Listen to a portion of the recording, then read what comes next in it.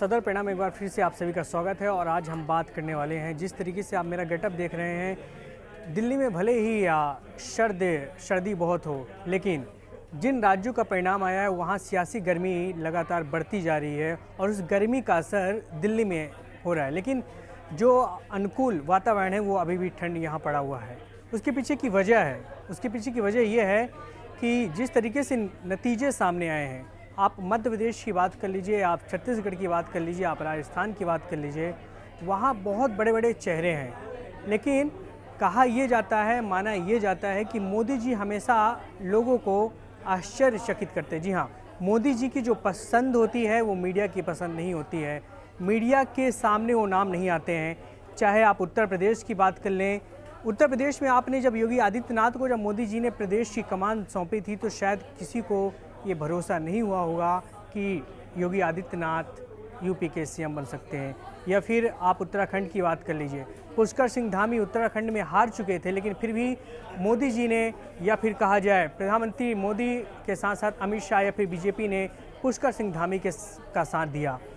मध्य प्रदेश के चुनाव के दौरान एक फ़ोटो वायरल नहीं हुआ था, माफ़ कीजिएगा, एक फ़ोटो बीजेपी दफ्तर के सामने लगाया गया था।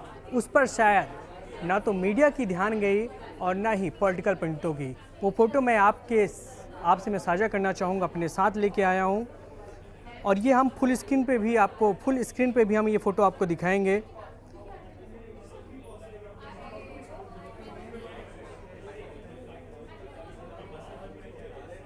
ये फ़ोटो आप देखिए, ये जो फ़ोटो हैं, इन चेहरों को आप गौर से देखिए।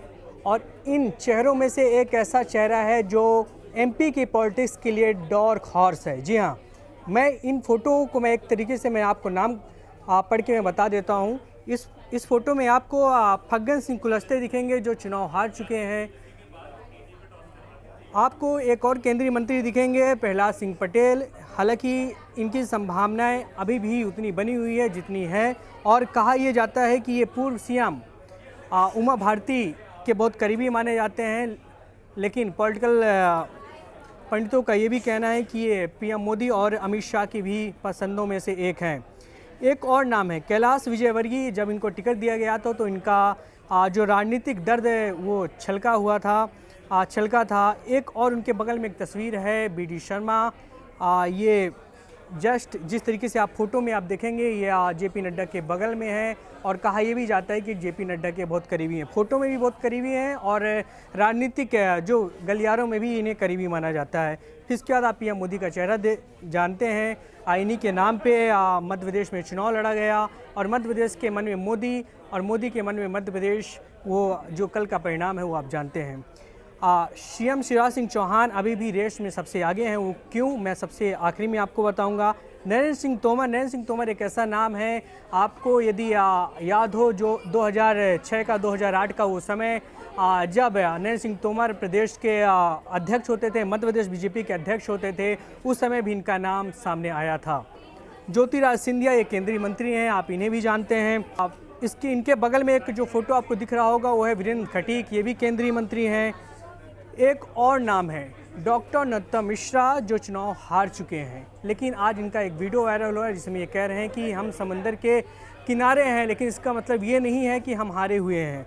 और एक आखिरी तस्वीर जो बहुत महत्वपूर्ण तस्वीर है, जो मध्य प्रदेश की पॉलिटिक्स में डार्क हॉर्स साबित हो सकती हैं, वो नाम है कविता पाटीदार। जी हाँ, ये हैं कविता पाटीदार, जो महिला नेत्री हैं, ओबीसी चेहरा हैं।